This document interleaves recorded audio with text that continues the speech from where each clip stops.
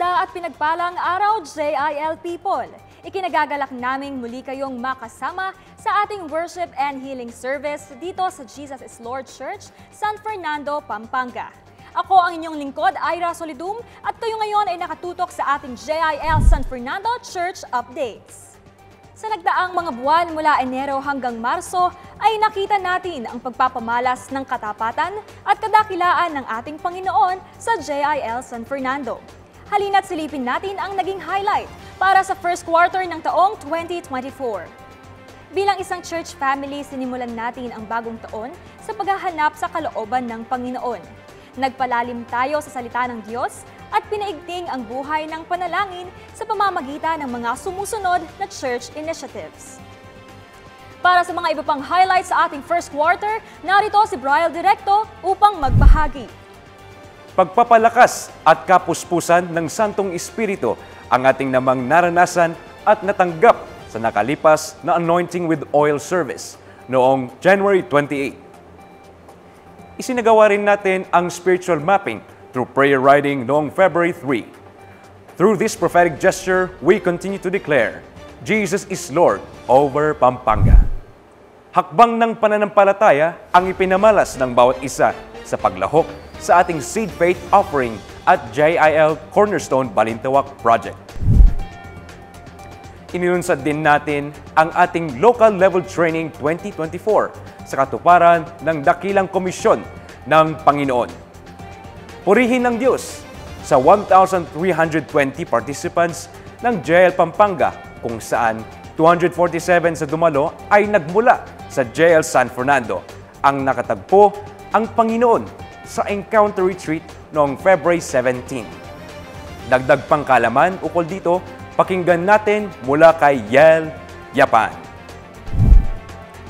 Ang ating local level training ay idinaraos pa rin. At sa ngayon, ang ating mga participants ay nasa level na ng School of Ministry.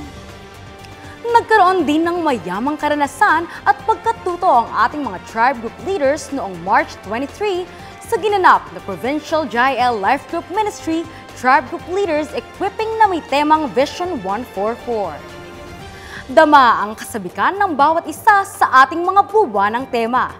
Kaya sa pagbukas natin ng panibagong tema ngayong buwan ng Abril, atin munang balikan ang mga nakalipas na temang talaga namang nagpalalim ng ating ugnayan, pagmamahal at pagsunod sa Panginoon. Gusto mo bang mas maging dynamic pa ang iyong prayer life at malinang ang leadership skills?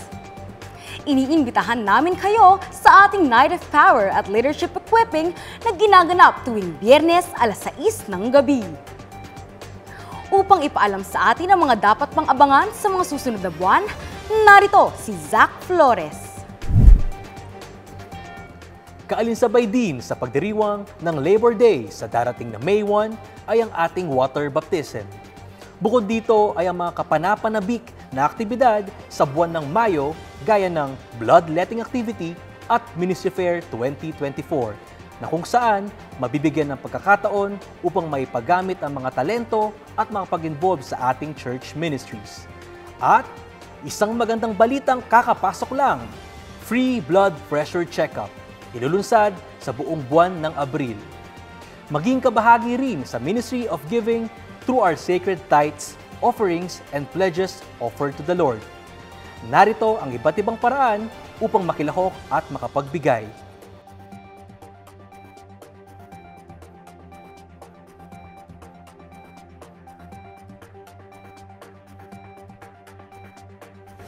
Yun lamang ang para sa ating church updates. Sa pagtahak natin sa panibagong tema, ngayong Abril, Revival, a call to excellent service, patuloy nating ibigay ang ating buong pusong pagmamahal at karampatang kalidad ng paglilingkod sa Panginoon.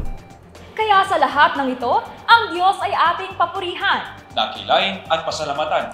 At buong katapatang ialay. Ang serbisyong kalidad at totoo lamang. Muli, ako si Ira Solidum, Brian Directo, Yel Yapan, At Zach Flores, and this is JIL San Fernando Church Updates.